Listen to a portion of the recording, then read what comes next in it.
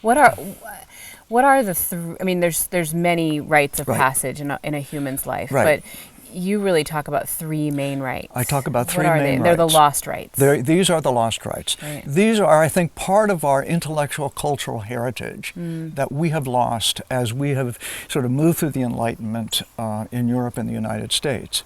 And it's left us in some ways bereft to be able to deal with these three stages of life. Now let me sort of identify them. Adolescence is called the initiation rite. In fact, it turns out that many people realize that in the middle of life there's a major passage going on. A lot of people just plain avoid it because it's terrifying. But in fact, if you can structure a ritual, a rite of passage to help the passage, it becomes you become more confident, and you sort of don't know you're alone. You're not alone. You're Yeah, not I mean, crazy. we kind of refer to it in our culture as like the midlife crisis. It is a midlife and it's sort crisis. of made into a joke. It's made into a joke. But at 43, I mean, I feel like I'm in it. Yeah, you know, well, the sense of. I just want to say that's a healthy thing. Yeah, yeah. That's a healthy thing. Yeah. It's not a joke. It's a serious developmental process. And now, we're living so much longer that I realize that even the midlife crisis and the passage that would accompany it does not get us to the end of life. As we move into the end of life, there need to be certain things that we as elders learn and certain mysteries that we as elders address. I believe that if we don't have these lost rites available to us, our life is less profound. You say around the elder passage, self to cosmos. Yes. Which is this sense of how we leave this world. That's right. Right? Right. And that's sort of what brought me across the street that day within Yeah. my head, having watched, me being in my midlife passage, Right. And not having any rights Right. around that. Right. And Having children. Having children, being a parent, having probably had a rather unsuccessful adolescent passage.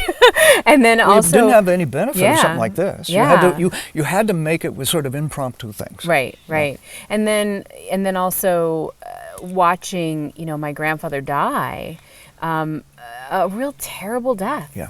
And not a terrible death in sort of what I think, it's actually a typical death. Yes.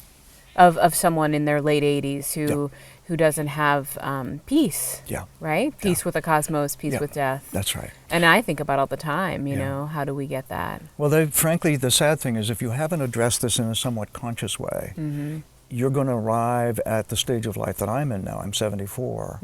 You're going to arrive at this stage and feel yourself just being sucked right in to the world of doctors, world of hospitals, world of assisted living.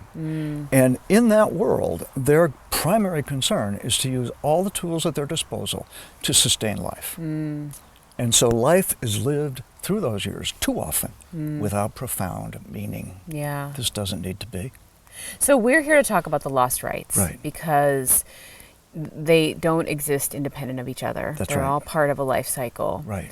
And, they would be, the passage, the initiation to adulthood, Right. the rite of the midlife passage, Right. and the rite of the elder passage.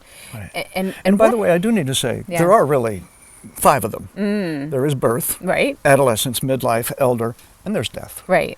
And the problem is that that's actually a cycle. Right. And most of us just live a portion of it at any time. We don't feel the totality of our life.